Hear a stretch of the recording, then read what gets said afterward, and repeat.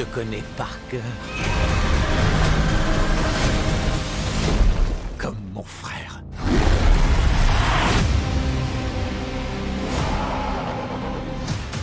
Bonjour à vous les petits cinéphiles et aujourd'hui une nouvelle sortie ciné avec Venom 2 que j'ai pu apprécier en avant-première. Alors avant tout, je dois vous préciser que je ne suis pas un puriste du personnage comme certains fans de comics.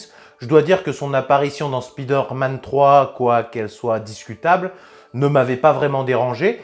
Et globalement, je dois dire que j'avais plutôt bien apprécié le premier film. N'oublions pas pour le moment que les droits du personnage appartiennent à Sony dans son Sonyverse et pas à Marvel, comme c'est le cas pour le personnage de Spider-Man. Si je peux revenir sur le premier film qui était réalisé par Ruben Fleischer, à qui on doit notamment Gangster Squad ou alors les deux Zombieland, je dois dire que je trouvais que ça introduisait plutôt bien le personnage, les combats étaient sympas, et puis j'aimais bien la dynamique Eddie et Venom. J'avais quand même trouvé Tom Hardy pas hyper convaincant, et je trouvais surtout que le film souffrait du syndrome du film qu'on fait sur un méchant, mais qui en fait n'en est pas vraiment un. J'aurais peut-être préféré un film plus sombre, plus violent, en mode DCEU, mais bon, faut pas trop en demander non plus. D'ailleurs, Tom Hardy, à la promotion du film, l'avait un peu critiqué en disant qu'énormément de scènes avaient été coupées au profit du fun. Mais bon, le premier film a été un énorme succès, d'où la suite d'aujourd'hui. Ici, le film est réalisé par Andy Serkis, le roi de la motion capture, qui avait déjà réalisé notamment Mowgli pour Netflix. Au casting, on retrouve toujours l'excellent Tom Hardy,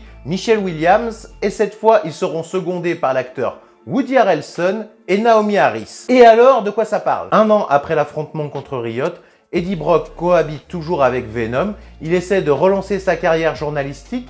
C'est pour ça qu'il est amené à interviewer le tueur en série Cletus Kasady, qui secrètement héberge un symbiote appelé Carnage. Et verdict, c'était moyen. Très moyen. D'habitude, quand je suis au cinéma, en fait, je prends pas mal de notes sur ce que je vois pour pouvoir réaliser ces différentes critiques.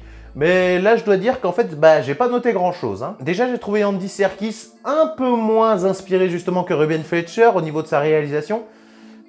Il n'y a pas énormément de reproches à faire, mais il n'y a vraiment rien qui sort du lot. Le scénario est vraiment lambda, on a un nouvel antagoniste, quelques nouveaux enjeux avec la présence de Carnage, mais je dois vous avouer que ça fait pas vraiment avancer le schmilblick. Tom Hardy est loin de donner le meilleur de lui-même, c'est vraiment dommage parce que je le trouvais très bon quand il joue dans Peaky Blinders ou alors qu'il jouait dans Inception, Dunkerque, et honnêtement ça me fait même de la peine de le voir faire le minimum syndical comme ça. J'ai même l'impression qu'il a réduit son temps d'apparition à l'écran par rapport au premier film, au profit justement de Venom ou alors du personnage de Woody Harrelson. Si on parle justement de Woody Harrelson, j'ai trouvé que c'était l'acteur qui s'en sortait le mieux. J'ai l'impression de le revoir quand il faisait le film Tueur né d'Oliver Stone. Il dégage vraiment quelque chose quand il joue les tarés, cet acteur. De plus, son duo avec Naomi Harris n'est pas sans rappeler celui qu'il formait avec Juliette Lewis. En moins bien sûr. Ils jouent bien, je trouve, mais ils sont pas marquants comme devrait l'être ce genre de personnage. C'est un petit peu dommage, mais je pense que ça vient surtout qu'ils n'ont pas assez de matière pour exceller en fait dans ce scénario. J'ai trouvé d'ailleurs qu'on avait toujours une bonne dynamique entre le duo Eddie et Venom.